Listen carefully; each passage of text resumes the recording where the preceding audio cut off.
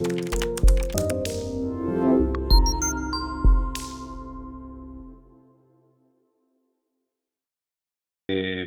buenas tardes y Good afternoon bienvenidos and welcome a este primer, to this first primer to Slibris del año this first Libris of the 2024, en el 2024, que in tenemos which we el have privilegio the de contar una privilege vez más to have con la here with catedrática us Rosy Song de la Universidad Rosie de Song, Doran. professor from the Durham Y esta University, noche and tonight la presentación the del presentation of libro the book de Enric Bou by Maqueda, Enric Boubaqueda, el saber y sabor, escritura y comida acerca de los paisajes alimentarios ibéricos. La serie de Slibris ya está en su tercer año. Este es el primer evento, como he dicho, de 2024.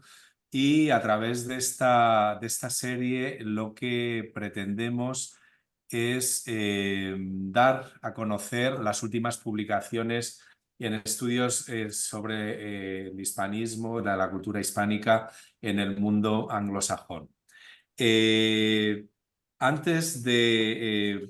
no voy a hablar del libro, que no es tampoco mi objetivo, sino que luego le pasaré la palabra a Rosy Song. Sí que les voy a presentar a los dos invitados. Rosy Song, que como ya dije es la coordinadora del ciclo desde que inició en el año 2021. Ella es catedrática de la Escuela de Lenguas Modernas de la Universidad de Doran, donde es también la subdirectora del departamento.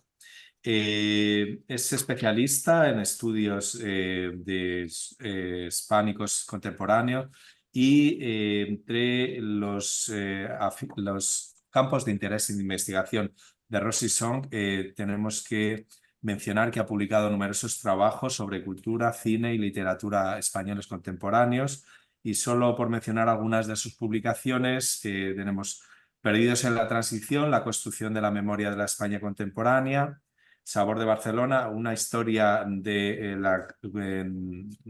la cocina catalana y como coautora, Rastros de contaminación.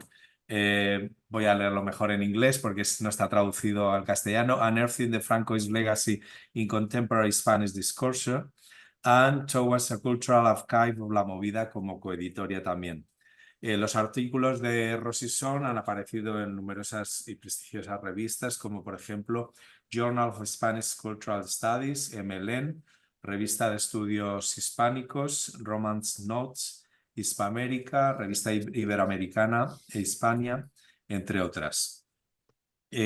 Nuestro otro invitado es Enrique Bou, que es catedrático de Estudios Ibéricos en la Universidad Ca' Forcari de Venecia.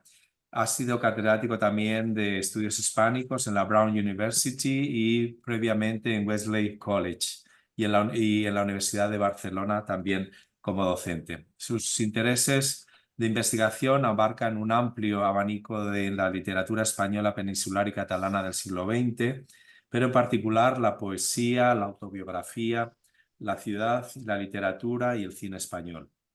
Sus publicaciones incluyen, entre otros libros, un ensayo sobre la literatura autobiográfica, Papers privats, assaig sobre les formes literaris autobiogràfiques, uno sobre la relación entre el arte y la literatura, Pintura en el aire, arte y literatura en la modernidad hispánica, y dos ediciones de cartas de Pedro Salinas, Cartas de viaje y Cartas de Catherine Whitmore.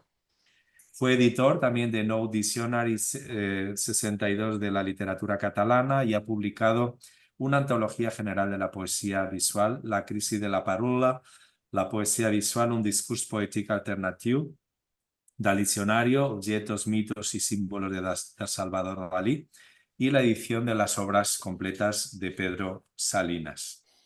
Sus últimos libros son un ensayo sobre el espacio y la literatura, La invención del espacio, ciudad, viaje y literatura, La invención del espacio, la ciudad de viaje, y una monografía sobre literatura comparada, Irradiaciones, estudios de literatura y cine.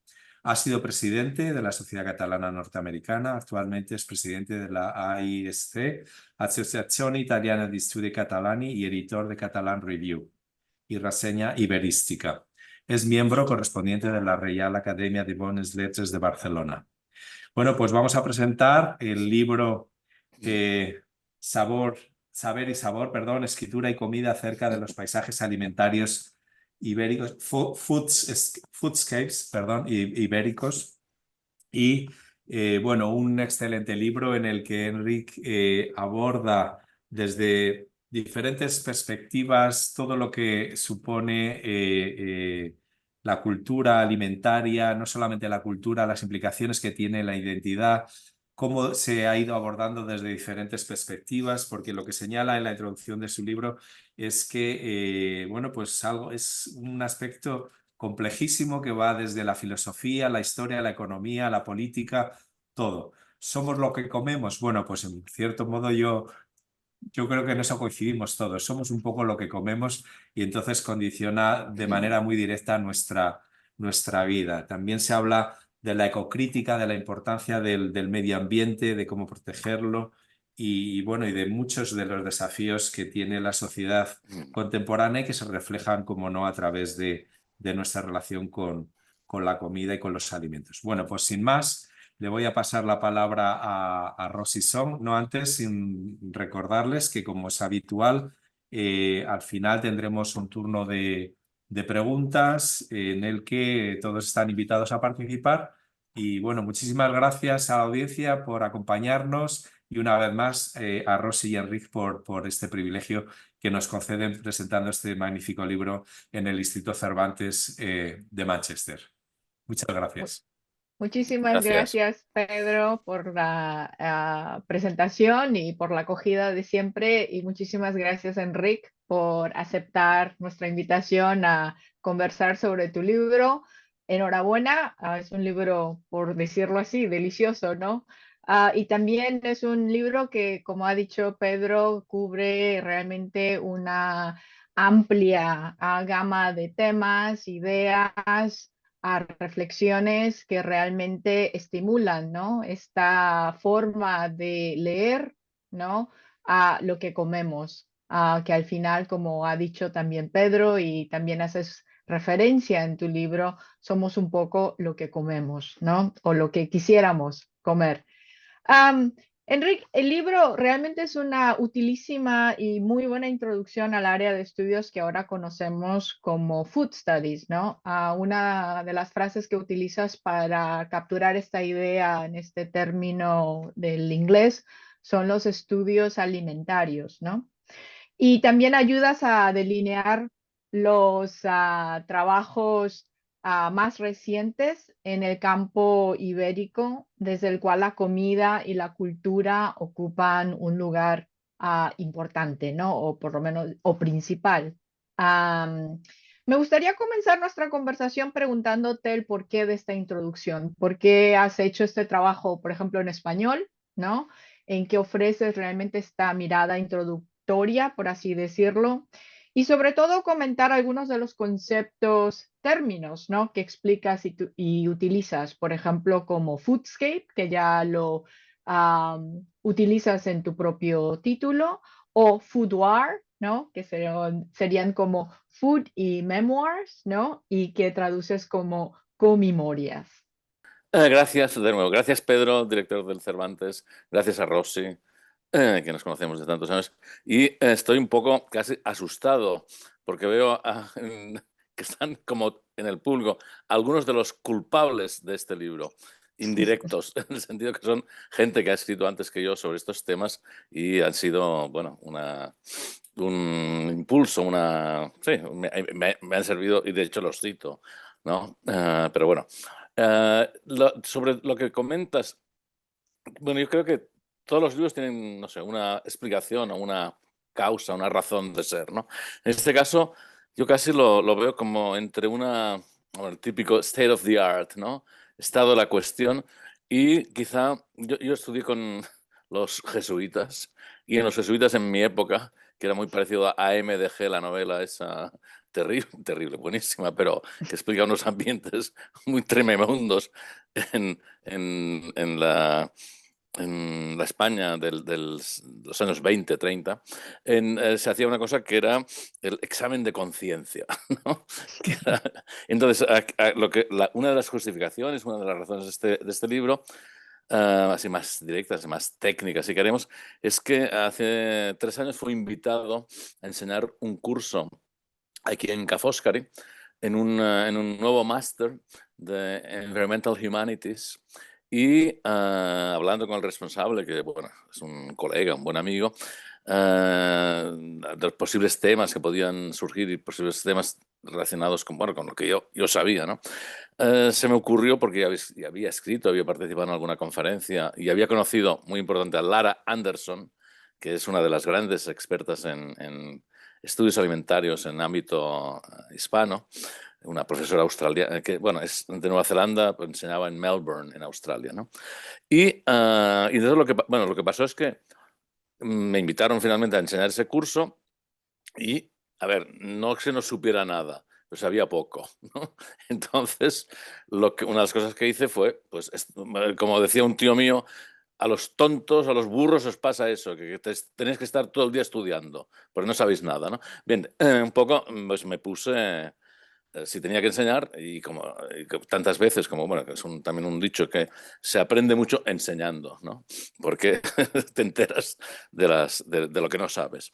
Y bueno, entonces un poco la razón así como lejana del libro y de esa larga introducción que, como dices, Rossi, fue exactamente eso, ¿no? Que yo empecé bueno, a leer, a resumir libros, etcétera, prepararme las clases y entonces también me di cuenta que en inglés había muchísimo material, algo en italiano, o quizá más de italianos que trabajan en Estados Unidos sobre temas de food studies, algo en italiano, algo en francés, pero sobre todo en inglés, ¿no? Y en español realmente muy, muy poco, ¿no? Entonces pensé, bueno, al cabo de un tiempo, cuando yo había enseñado el curso un par de veces o así, pensé, bueno, que quizás estaría bien poder esas cosas que había ido aprendiendo, poderlas presentar de un modo más o menos, si queremos, didáctico, o que fuera útil para otros colegas como una primera entrada,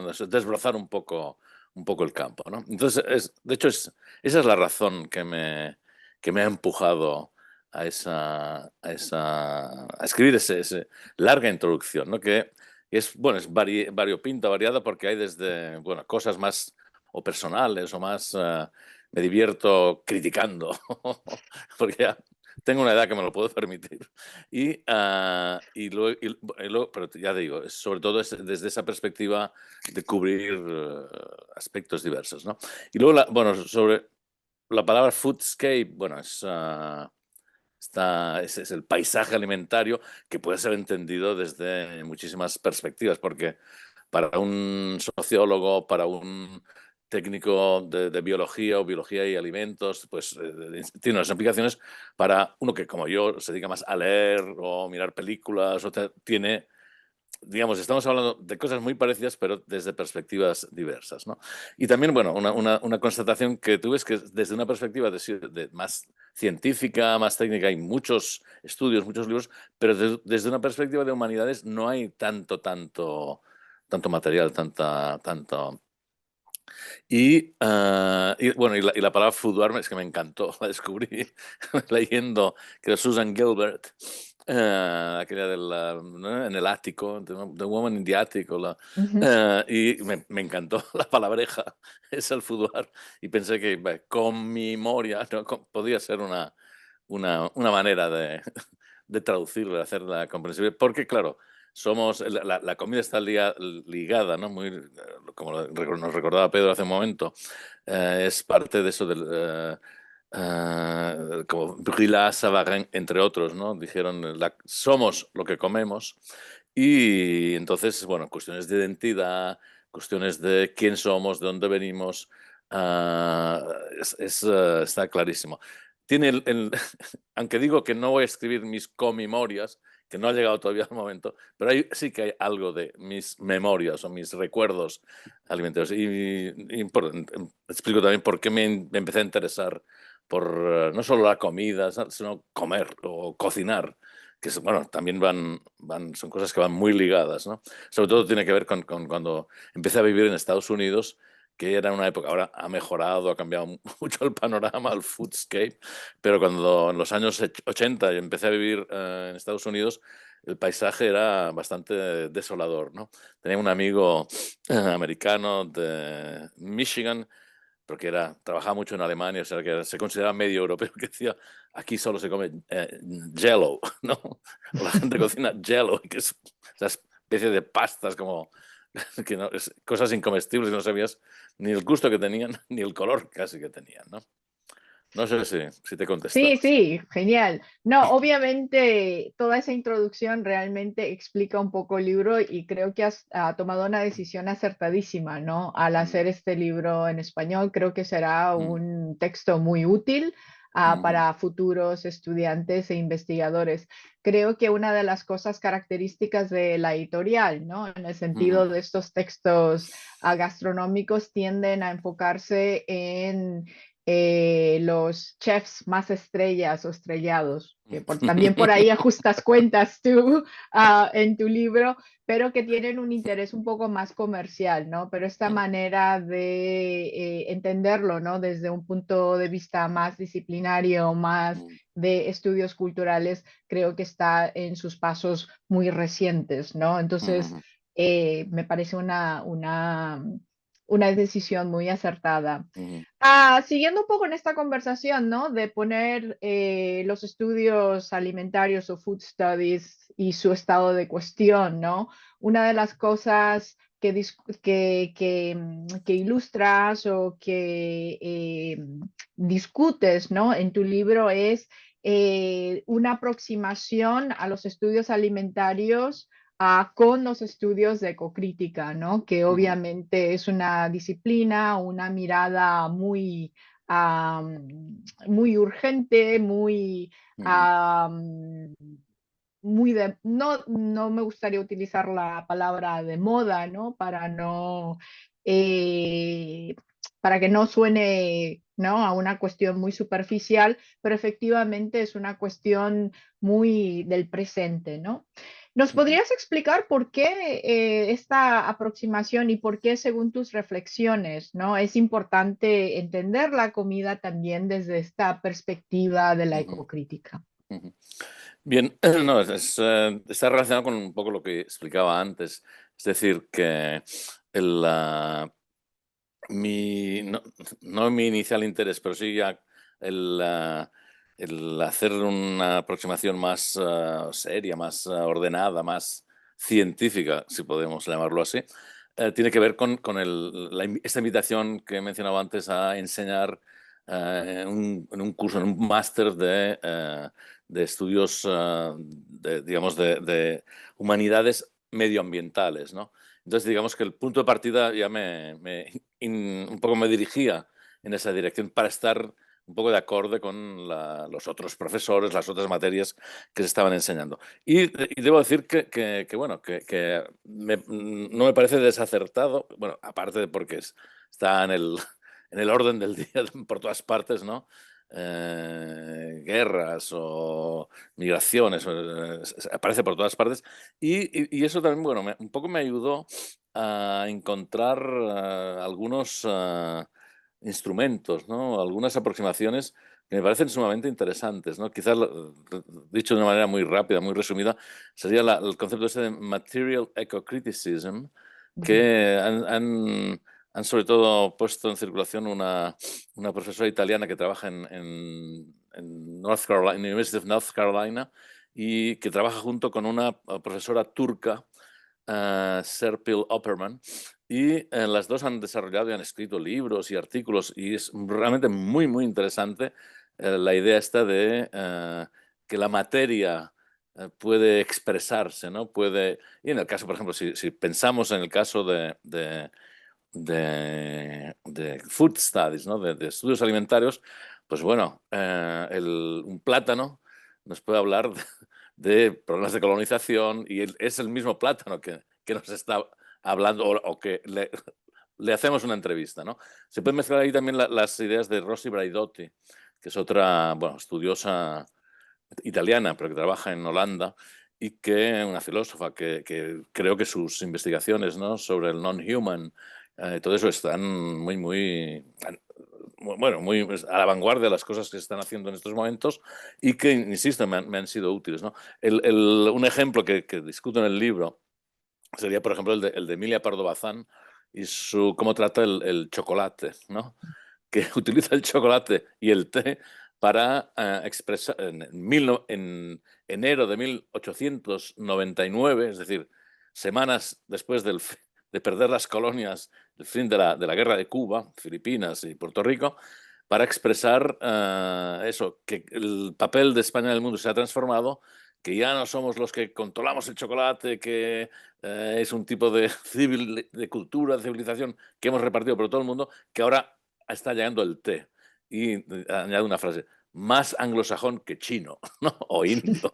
Entonces, y es fantástico porque es el chocolate y el té que te están hablando, ¿no? Esto es un poco alguna de las ideas, de una manera más simplificada, si queremos, algunas de las ideas que Opperman o Braidotti, etcétera, ponen en juego y que me parecen sumamente útiles desde esta perspectiva de estudios de ecocrítica, ¿no? Yo lo he aplicado, digamos, a la alimentación, pero bueno, es que se puede aplicar a tantísimas dentro de nuestras materias de humanidades, a tantísimos otros casos, ¿no? Sí, efectivamente. Y creo que una de las cosas interesantes que dices es cómo estos alimentos, ¿no? Porque al final el comer implica un acto muy material, ¿no? Muy concreto de, ¿no?, de consumir una cosa, ¿no?, que luego nosotros procesamos, etcétera, ¿no? Entonces, estas trayectorias históricas, culturales que pueden seguir estos materiales, ¿no?, estos productos, es realmente otra mirada, ¿no? Otra manera de estudiar a nuestra realidad. Una de las cosas interesantes dentro de esta mirada ecocrítica, creo que no solamente tiene que ver con la cultura, pero también con la cuestión de la temporalidad, ¿no? Porque desde esa perspectiva tenemos que empezar a controlar el tiempo de otra manera. Y creo que en tu lectura, por ejemplo, de Emilia Pardo Bazán, y espero que volvamos a esta escritora más adelante, creo que de repente decir 1899 y decir 2023, ¿no? No parece que haya pasado muchos años, la verdad, ¿no? Porque muchas de las cosas que tú analizas o comentas en este capítulo sobre la escritora, pues resuenan, ¿no? Y no parecen haber perdido, ¿no?, su valor. Pero leyendo otra vez sobre comida y cultura en el contexto, ¿no?, de la península ibérica, también nos vamos dando cuenta de que tu espacio de movimiento es mucho más amplio, ¿no? Porque también incluyes Portugal, de repente ves a poetas que también tienen una conexión con España, pero más bien se reconocerían como latinoamericanos. Hablas de contextos más, tal vez más globales, ¿no? En el sentido de, no sé, ahora otro término de moda, ¿no? The Global Hispanophone, por así decirlo, ¿no? Pero también otra manera de enfocar la cultura ibérica desde el ámbito de lo mediterráneo, ¿no? Entonces hablas, por ejemplo, de la dieta mediterránea. De hecho, muchos han criticado este concepto, ¿no? De que es un producto absolutamente comercializado, uno muy interesado, muy oportunista, etcétera. ¿Cuál es tu opinión sobre este concepto? Porque también hablas de la dieta mediterránea y tal vez pensar un poco en este espacio, ¿no? En el cual sitúas tus lecturas y tus Sí, reflexiones. sí. Bien, unas cosas que sucede, yo cuando enseñaba en España, en la Universidad de Barcelona, había filología española, filología catalana, filología portuguesa, gallega, etcétera, ¿no? Me trasladé a Estados Unidos y fue como un descubrimiento que estaban un poco por influencia venía de Inglaterra, los Hispanic Studies, ¿no? Que es una especie de mare magnum, ¿no? Es un frito mixto, se diría en italiano, un revoltijo ahí de cosas, pero que a mí personalmente me gusta mucho porque yo no sé, cuando era joven, ¿no? Cuando descubrí ya la literatura más en serio, yo no distinguía si estaba leyendo en catalán o en español, y en español si estaba leyendo a Cortázar o estaba leyendo a Martín Santos, o no, quiero decir que era literatura. Y entonces, claro, también lenguas que controlaba, que estaban cercanas a mí. Entonces, creo que hay ese aspecto, perdón, y luego cuando me trasladé desde Estados Unidos a Italia, en Italia nosotros somos quizá uno de los pocos que nos llamamos, o que tenemos una sección de estudios ibéricos, ¿no? Porque se enseña portugués de Brasil, portugués de Portugal, y se enseña literatura latinoamericana, literatura y lengua española, catalana y vasca, ¿no? Entonces ahí hay una masa crítica, digamos, muy distinta a la que, por ejemplo, encuentras en general en departamentos o en Estados Unidos o ni que decir tienen en España, ¿no? Entonces, no sé, un poco, sí, en principio había pensado solo en escribir, o no escribir, o en incluir textos español, catalán, pero ibéricos, pero también, pero luego cuando empiezas a encontrar textos fantásticos como algunos de los que comento de Pablo Neruda, es que es innegociable, ¿no? No incluirlos. Aparte que Pablo Neruda pasó tiempo en España, estuvo en la Guerra Civil y tiene una relación muy intensa con una serie de escritores. O sea que había como una naturalidad, ¿no? Digamos, una definición de Iberia o de lo que es la cultura ibérica de una forma más amplia, ¿no? Entonces, viendo a la pregunta específica, sí, dieta mediterránea es obvio que es una tomadura de pelo, lo llamaremos, o sea algo comercial o algo... Pero bueno, que empieza desde la medicina, ¿no? Para curar el colesterol y los excesos de peso y cosas así. Pero bueno, que también tiene, no sé, veo que tiene una vida, una presencia en otros ámbitos, ¿no? El problema es que, claro, a veces para definir estudios ibéricos he estado en congresos, en cosas que dicen, bueno, ¿y los vascos dónde los metemos? ¿Son ibéricos? No, porque están en el Atlántico. No tocan, están más lejos o estudios mediterráneos, dieta ibérica, es dieta ibérica, dieta mediterránea, es el norte de África, no está el norte de África, o sea, hay también unos mundos un poco movedizos, ¿no? Y eso a mí personalmente también, no sé, me parece bien. Entonces, que claro, es un concepto, es una idea que tiene quizá un origen médico, que se ha comercializado, pero bueno, que tiene su interés, su gracia, y que de hecho funciona en todo el mundo. Todo el mundo sabe actualmente, con mayor o menor precisión, pero diría que todo el mundo, o una cantidad importante de gente sabe lo que es la dieta mediterránea, ¿no? Y bueno, también me servía un poco para delimitar o para marcar esas pseudo fronteras que me servirían para construir el libro. Sí, de hecho, creo que tienes mucha razón en referirte a esta conexión de la dieta mediterránea desde el punto de vista de la salud, ¿no? Porque obviamente, por ejemplo, para un público norteamericano, la dieta mediterránea es sinónimo de un comer saludable, ¿no? O una actitud saludable ante la dieta.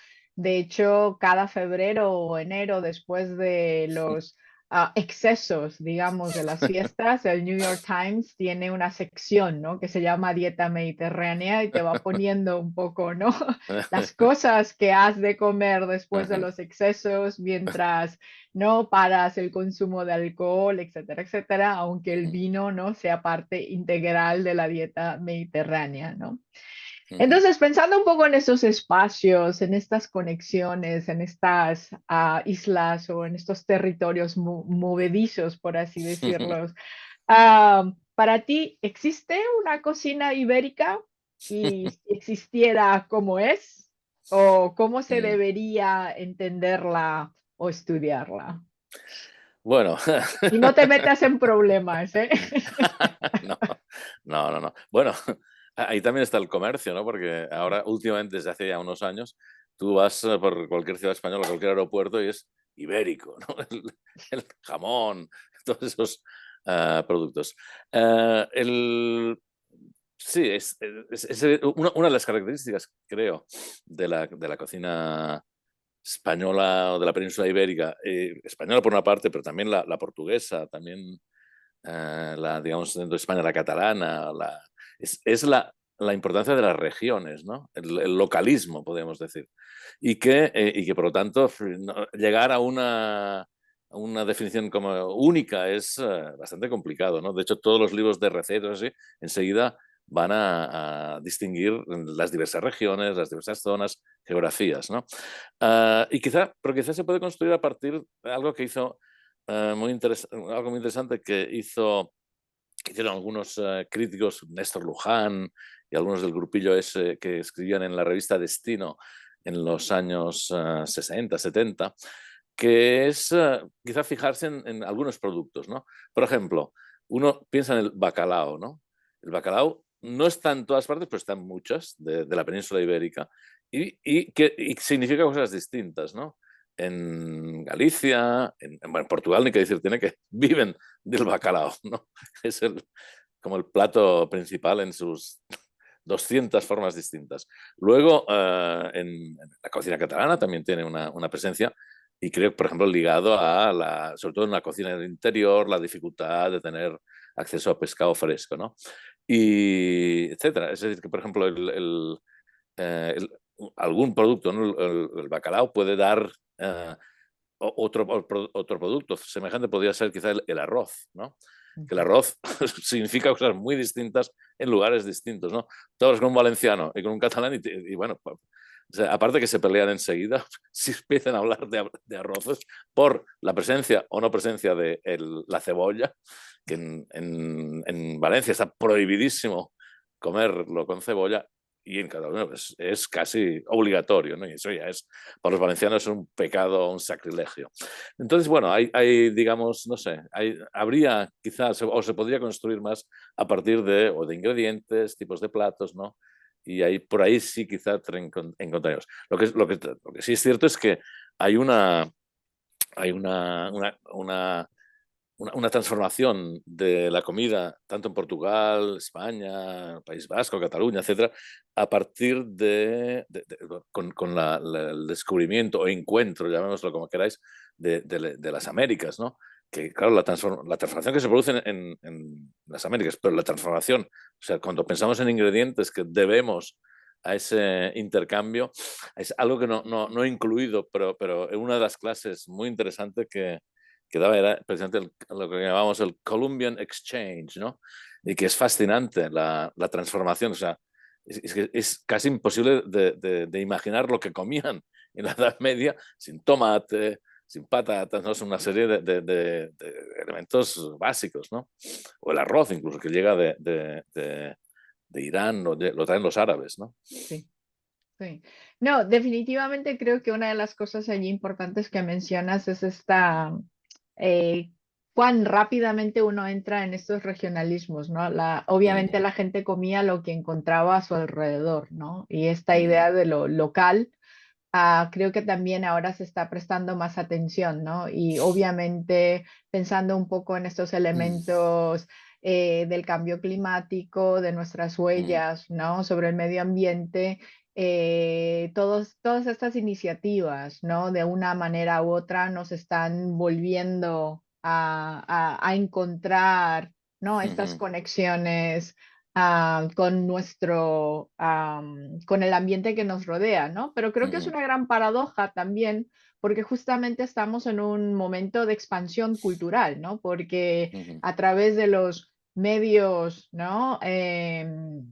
De los social media, por ejemplo, ¿no? A través del viaje, estamos expuestos a diversas culturas culinarias y crear esta ficción, ¿no? De poder comer o acceder a diferentes tradiciones culinarias o productos culinarios, ¿no? que también hasta cierto punto van homogeneizando nuestra propia expectativa culinaria, ¿no? ¿Cómo ves, por ejemplo, esta idea de lo local, ¿no? Con este ambiente, paisaje culinario a nivel global que estamos viviendo hoy día? Sí. Bueno, yo creo que sí, la famosa globalización, ¿no? Tiene una expresión particular muy concreta en el paisaje alimentario, en lo que comemos, ¿no? Yo cuando el primer año que estuve viviendo en Estados Unidos, una de las partes del cultural shock fue el ver la variedad racial, ¿no? Que la cantidad de tipos distintos, razas distintas, gente prácticamente de todos los países del mundo, ¿no? Podías encontrar en tantos sitios. Y recuerdo que al cabo de tuve que hacer un breve viaje a Barcelona, lo llevaba como medio año, un poco más, y tuve como un choque, porque entro, no sé, en un metro y todos eran iguales, ¿no? Es decir, porque no había inmigración como hay ahora, y si acaso la inmigración era interna y no se notaba, ¿no? Todos éramos bastante parecidos. Y eso es una cosa que en los últimos 20, 25 años ha cambiado radicalmente, ¿no? Si yo hiciera ese viaje ahora, o incluso hace 20 años, no tendría ese choque, porque ha cambiado radicalmente el paisaje humano, ¿no? Con la inmigración tan brutal, tan fuerte que se ha producido en los últimos años. Y quiero que algo parecido sucede con muy, muy evidentes, también gracias a la inmigración, es la transformación de lo que comemos, ¿no? O la oferta culinaria. Yo cito muchas veces el ejemplo yo descubrí la cocina mexicana cuando la primera vez que fui a México, porque antes era un nombre, no existía. Ahora en España, en Barcelona en concreto, encuentras en cada 2 calles tienes 1 o 2 restaurantes mexicanos, ¿no? No sé si hasta qué punto es bueno, que un poco en España en general no gustaba mucho lo picante, ¿no? Pero creo que esto ha evolucionado porque la gente ha viajado más o se ha acostumbrado a otras culturas, ¿no? Decir, tiene el mexicano y lo indio, ¿no? Que son quizás de las cocinas más fuertes. Eso ha cambiado radicalmente y no solo encuentras, pongo el ejemplo de México, pero encuentras en España en restaurantes falsos indios que son pakistanos, pero es igual, por lo menos aquí en Venecia, en mi calle hay uno que es un falso indio, que son todos de Bangladesh, pero bueno, pero es igual. No, entonces encuentras una variedad de oferta gastronómica, encuentras restaurantes de Vietnam, de Irán, bueno, los lugares más curiosos. Hamburgers por todas partes, ¿no? Los auténticos hamburgers. Entonces, quiero decir que gracias a la inmigración ha cambiado todo radicalmente. Y luego también hay un fenómeno que no cito en el libro porque, bueno, ya no había espacio, pero algo que descubrí también concretamente en Wellesley fue la fusion cuisine, ¿no? Había un restaurante buenísimo que era, el chef era chino, un chino, pero que vivía en Estados Unidos desde hacía muchos años, pero que hacía una mezcla, ¿no? De cocina, digamos, americana y cocina china, y era fabuloso. Y como eso hay tantos ejemplos, ¿no? Y creo bueno, que es una riqueza, si queremos. Hay gente que le gustará más o menos, hay otros que son solo partidarios de pam tuaca, la paella, y son fieles a esa dieta mediterráneo-ibérica, ¿no? Y otros que no, que nos gusta más experimentar y probar y mezclar, ¿no? Cocinas. Pasemos un poco a esta idea de la mezcla, ¿no? De esto. Y claro, el libro, como dices, es un espacio de reflexión teórica, ¿no? Pero también una manera de presentar case studies que tienen que ver con el ámbito ibérico. Y creo que en esta reflexión que haces, ¿no?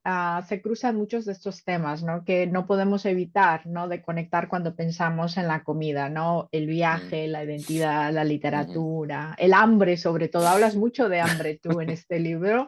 Está siempre allí presente, o por lo menos la amenaza del hambre, la política, la violencia, etcétera. Y obviamente no podemos discutir todos estos temas porque también queremos dejar un poco de espacio para preguntas y tal, pero me gustaría hablar del viaje, ¿no? Que creo Mm, que es también un tema muy particular en tu propia trayectoria de investigación, porque mm, has escrito mucho sobre viajes. mm, Am, y me gustaría preguntarte por qué esta selección de viajeros. mm. Habla sobre Josep Pla, Camilo José Cela y José Saramago. Y también esta idea del tanaturismo. No sé si te podrías explicar un poco más. Sí, gracias. Sí. No, a ver, el viaje sí ha formado parte de mis intereses desde hace ya años, desde diversas perspectivas. Desde un punto de vista teórico, en libros o en artículos, y también desde un punto de vista práctico, ¿no? Me gusta viajar. Luego, en el caso concreto tiene que ver con este, como el que haya unos determinados viajeros, es justificable por esa voluntad de buscar un panorama literario, cultural ibérico, ¿no? Y entonces, bueno, fui a buscar o pensar en algunas lecturas que había hecho, o sí, algunas conferencias que había dado, y me salieron estos autores y entonces otra de las sorpresas fue el ver que la comida está en todas partes, ¿no? Es decir, está en la poesía, está en las novelas, no hacen otra cosa que comer o no comer, el hambre, no, y eso es extraordinario, que es de esas cosas que, bueno, es un poco como lo que decían para definir la cotidianidad, ¿no? Que es lo que no se ve, porque está tan presente, es tan obvio que no nos damos, no lo vemos, no nos damos cuenta. Entonces, en ese caso, había o sea, tenía un interés por temas de comida, vi estos libros y me di cuenta que había comida por todas partes, ¿no? Pero claro, al viajar van a fondas, van a lugares y empiezan a hacer comparaciones o exploraciones y claro, es riquísimo, ¿no? Desde una perspectiva de explicar la comida, desde una perspectiva de las humanidades, desde una perspectiva literaria. Y bueno, eso fue, digamos, el principio. Bueno, ni que decir tiene que Josep Pla tiene en sus 40 más volúmenes de obra completa, varios están dedicados a comida, sobre todo uno que se titula El que hem menjat, ¿no? Lo que hemos comido, que es bueno, una especie de enciclopedia, ¿no? Sobre la comida en Cataluña en su época. Sí, eso lo... Y el tanaturismo, porque Perdón, también sí, es sí, una sí. manera muy especial de viajar, Sí, sí, ¿no? sí. Bueno, no, tanatorismo, eso está relacionado con otro libro que he hecho que está a punto de ser publicado en Toronto, que lo que pasa, aproveché alguna idea y pasaron de un libro a otro, que es, no, es esa idea de que el viajar a lugares de sufrimiento, de muerte, de guerras, ¿no? Y bien, uno de uno de los casos más evidentes es las visitas a antiguos campos de concentración nazis, ¿no? Y yo estuve una vez en Polonia, bueno, cuando terminé la carrera, y con unos amigos pasamos a, no sé, 20 kilómetros de Auschwitz y nadie quiso, o sea, fue como una especie de declaración, aquí no ponemos pie, no, pero hay muchísima gente bueno, que les gusta o les atrae o, no sé, la mismo, por ejemplo, en Buenos Aires hay toda una serie de lugares de memoria que eso sí que los he visitado y eso también eso sí que está naturismo y es fuertísimo, ¿no? Estar en esos lugares, Setma, pero no es exactamente, bueno, una base centro de tortura muy famoso bueno, otros que van, o sea, lo que queda de las trincheras, así de la batalla del Ebro, ¿no?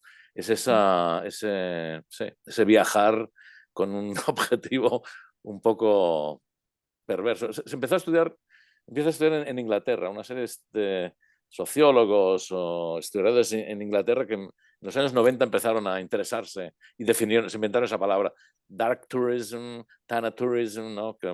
Que es un buen modo de referirse, esa atracción por lo siniestro, por lo oscuro, la maldad del ser humano. Del ser humano.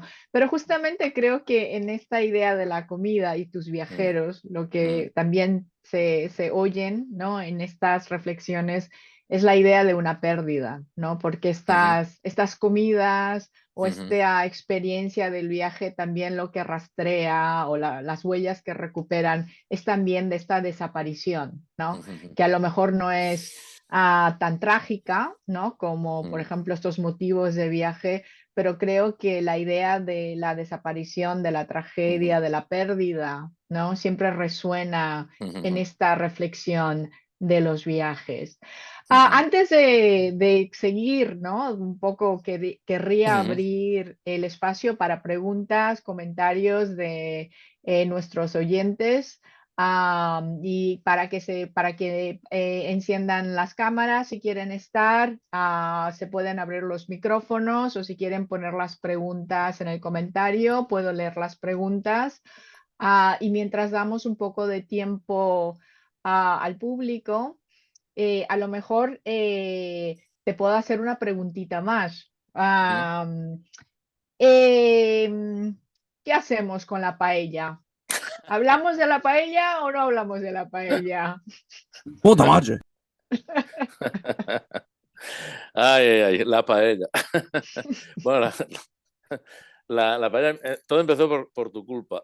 Mi interés, mi interés en la paella. No, porque en ese número que coordinaste con Colmeiro, de la revista de estudios Manuel Vázquez Montalbán, ¿no? Ujú. Y, y así, siempre me había interesado una escena de Los Mares del Sur, que es fantástica, que es un grupo de hombres solos que cocinan. No, y bueno, entonces me empecé toda una indagación entre personal y científicas, también para llamarlo de algún modo, bueno, y creo que, pues, como sucede con tantos platos muy tradicionales, muy populares, por ejemplo, serían la pizza, los espaguetis, ¿no? En Italia, cada cocinero prepara los espaguetis de un modo distinto, ¿no? Aunque Ujú. en teoría hay unos 2 o 3 recetas clásicas, algunas de las cuales los italianos no saben ni lo que es, ¿no? Ujú. Espagueti a la boloñesa, no saben lo que es eso, porque no existe. Sería espagueti al ragú. Entonces, bueno, con el arroz con el arroz, la paella, pasa algo parecido, ¿no? Que hay tantas recetas y tantas modalidades como cocineros y al final acaba siendo una especie de entelequia, ¿no? Yo no he Ujú. probado nunca, estoy muy tentado, quizá la próxima vez que vaya a Barcelona lo voy a hacer, comer un paellador, ¿no? Esa cosa que tienen congelada en los bares o así y que la ponen en no sé cuánto tarda, 10 minutos así, y, y sale algo, opinión, pero no, bueno, hay muchas divergencias o muchas opiniones diversas. Exacto, ¿no? Porque al final hablas como si fuera, ¿no? Más bien un artificio, ¿no? O una ilusión, más que una realidad, ¿no? A ver, tenemos una pregunta aquí de Rebeca. Enhorabuena, Enric. Tengo muchas ganas de leer el libro y coincido con Rosy que publicar sobre estos conceptos en castellano es súper importante y algo que llevamos unos años comentando los que trabajamos en Food Studies en los círculos de estudios ibéricos. Me encanta la pregunta que hice yo, ¿no? ¿Existe una cocina ibérica? Y me hace pensar en la pregunta paralela que hizo Manuel Vázquez Montalbán, si recuerdo bien, en contra de los gourmets. ¿Existe una cocina española? ¿Hasta qué punto hemos dejado de hablar de sistemas de cocinar y de preparar los alimentos, las codificaciones de cocina que asociamos con el siglo XIX? Wow, Rebeca, gracias. Es materia para otro libro, casi. Muy buena pregunta. No, a ver, sí. Perdón, y no he dejado. Y en lugar de esto, el enfoque está en crear ficciones sobre la Mm, comida. Son mm, mm, diferentes estas ficciones en el siglo XXI, ¿cómo y por mm, qué? Aún más mm. complicada la pregunta, pero excelente pregunta. Gracias, Rebeca. Ya, ya. No, a ver, creo que, bueno, un poco lo hemos dicho antes, es decir, la importancia del regionalismo, las diversas cocinas, y yo diría que en estos momentos hay como hasta cierto punto ligado a un movimiento como el slow food italiano, ¿no? Ese regreso a los orígenes. que por cierto hay una película fantástica ligada con las primeras reuniones de Slow Food que se titula Terra Madre, ¿no? Terra Madre, sí.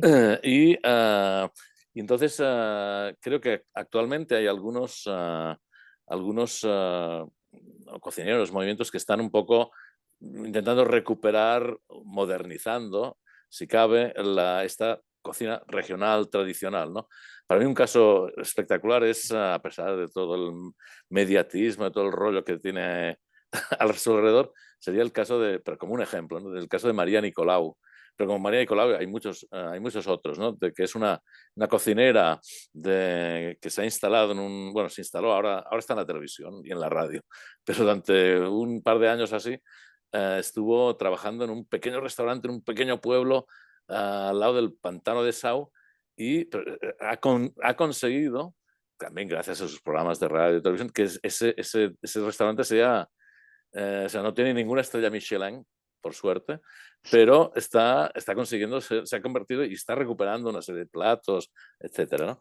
Y yo creo que ese es uno de los posibles caminos, ¿no? En Italia también existen, aparte del slow food, también existen cocineros parecidos y creo que quizá en Francia, lo conozco menos, pero en Francia el movimiento, digamos, post-nouvelle cuisine va también un poco en esa dirección, ¿no? Entonces, sí, quizá más que olvidar lo que se cocinaba en el siglo XIX, lo que se cocinaba en el pasado, se está reactualizando, se está recuperando, ¿no? Sí, antes has citado los chefs estrellas o chefs estrellados, ¿no? Que son, bueno, viene de los archistars, ¿no? Los arquitectos, esos súper. Creo que sí, hay un enfrentamiento, son dos caminos, ¿no? Hay un libro que me interesó mucho, que lo descubrí casi por casualidad el año pasado cuando estuve en el Cervantes de Londres, que es de un libro de Coleman Andrews, que es sobre Ferran Adrià. El título es algo así como Ferran Adrià, The Man Who Changed the Way We Eat, ¿no? Y entonces en el Guardian había una reseña muy graciosa que decía, no ha cambiado la forma que comemos, él ha cambiado la forma que come él, o la forma que comen los suertudos que pueden comer en su restaurante. Esto era poco antes de que lo cerraran, ahora ya nadie, ¿no? Puede comer. Pero, por ejemplo, el mismo Ferran Adrià tiene un libro quizá menos conocido, porque creo que el título es algo así como La cocina de cada día, que son las recetas que preparaban en el Bulli para la gente que trabajaba en el Bulli, ¿no? Entonces no eran esferificaciones y reducciones, sino que era comida normal, pero con un toque, con una gracia, ¿no? Entonces, bien, creo que por ahí un poco van las cosas. Entonces, sobre la ficción, bueno, la ficción refleja el mundo, ¿no? El famoso espejo. Y seguro que cambiarán, y están cambiando, ¿no? O reflejan nuevas maneras de comer, lo mismo que lo que reflejaba antes perdón, a lo que me refería antes de la transformación, la hibridación, la transformación a partir de la inmigración, ¿no? Ese panorama alimentario que es completamente distinto al que habían tenido nuestros abuelos bueno, yo mismo, ¿no? Que cuando era un chaval en Barcelona que comida exótica no existía. La comida exótica era comer pescadito frito. Seguimos aquí con las preguntas. Sí. Gracias, Rebeca, y gracias, Enric. Enric, Ana Rueda te dice enhorabuena por el libro, lo tengo delante, aunque no lo he leído entero, y te hace una pregunta. Me pregunto si puedes responder a la pregunta de por qué algunas recetas literarias funcionan si las pones en práctica, como las de Vázquez Montalbán, alubias con chirlas, por ejemplo, y otras no funcionan en absoluto. ¿Qué distinta función ves tú en estas prácticas tan opuestas de la cocina en la literatura? ¿Se refieres a recetas solo en otros libros de Vázquez Montalbán o en otros autores? Pero yo creo que en general, una de las, y eso lo explicaba él muy bien, el propio Vázquez Montalbán, una de las características de la fórmula que se había inventado, que luego algo le copia a Montalbano, ¿no? Camilleri, Andrea Camilleri, el amigo del escritor italiano, siciliano, que también crea un detective, un inspector de policía que lo llama Montalbano, en homenaje a Montalbán, y la comida está muy presente, ¿no? Hay como, en el caso de Montalbano hay dos tipos de comidas. Una es la cocinera de toda la vida del pueblo, que es magnífica, y luego está una novia que tiene que es un desastre. Entonces el pobre Montalbano casi tiene miedo de que le venga a visitar su novia porque sabe que va a comer muy, muy mal. Entonces en el caso de Paz y Montalbán yo creo que se inventó esa fórmula que funcionaba muy bien. Yo he cocinado varias cosas y siempre ha dado un resultado. Quizás también porque son, bueno, son eso, un poco basic, si queremos, elemental, pero que funciona. Y hay un italiano que está, creo, en NYU, si no me equivoco, que se llama Biazin, que tiene un libro ya que tiene sus años, pero muy interesante sobre ficción y gastronomía, ficción y comida, y que una de las cosas que dice es que, bueno, que en cualquier narración, pues poema, obra de teatro en que aparece la comida ya tiene un sentido, pero añade como otra capa más de sentido a lo que sucede, a la acción que estamos leyendo. Y eso creo que es, porque la comida es comida, pero también tiene un sentido metafórico, ¿no? Eso en el caso de lo que llamo poesía gastronómica está clarísimo, ¿no? No sé, el poema de los limones, por ejemplo, de Miguel Hernández, es un poema de amor, pero también hay un poema muy erótico y muy fuerte, gracias a los limones, la forma de los limones, los pechos de su novia, que solo sería mujer, etcétera, ¿no? No sé Yo si... creo que también para añadir un poco a la Sí. pregunta de Ana Roda que decía que en cualquier autor es que se nota, o sea, las recetas funcionan si los escritores también son cocineros, porque cualquier persona que lee recetas, ¿no? Sabe que en un par de lecturas te das cuenta si una receta va a funcionar o no, porque también hay recetarios donde se ven, ¿no? Recetas que no funcionan realmente. Vamos a coger una última pregunta aquí, es de Avery Grant, que dice, tengo una pregunta en cuanto a la comida y el medio ambiente. ¿Piensas que tendremos que cambiar nuestra cultura nacional y nuestras dietas para reducir nuestro impacto en el medio ambiente? Por ejemplo, con Air Miles. Lo siento, la palabra correcta sería Food Miles, ¿no? Creo que es una pregunta muy importante. Bueno, es un poco también, quizás se podría relacionar con este nuevo tipo de turismo que el COVID interrumpió, pero que ahora ha regresado con mayor fuerza que antes.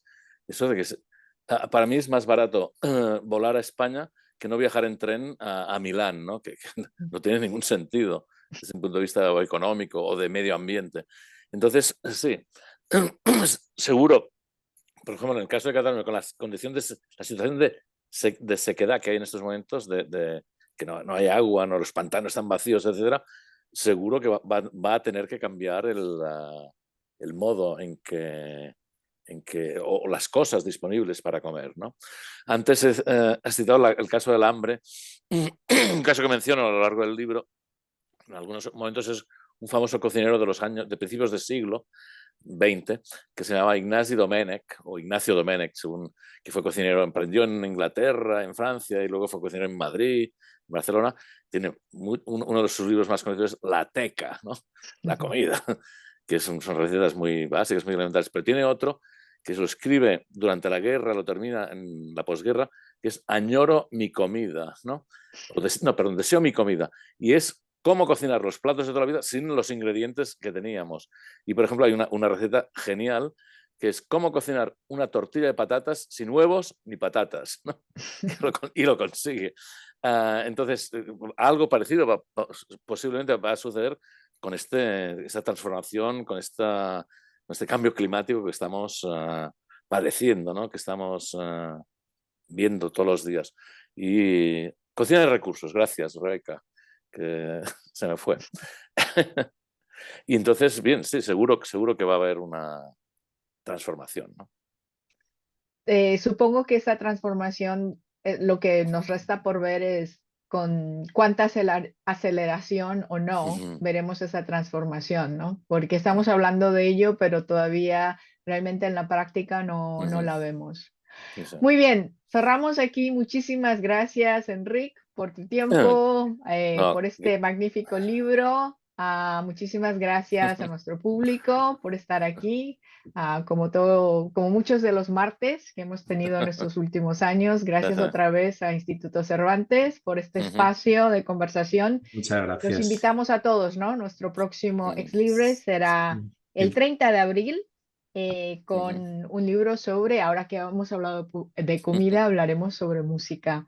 Music and the Making of Portugal, Spain, Nationalism and Identity Politics in the Iberian Peninsula. Muchísimas gracias. Gracias a vosotros, Muchísimas gracias a gracias. los que habéis asistido.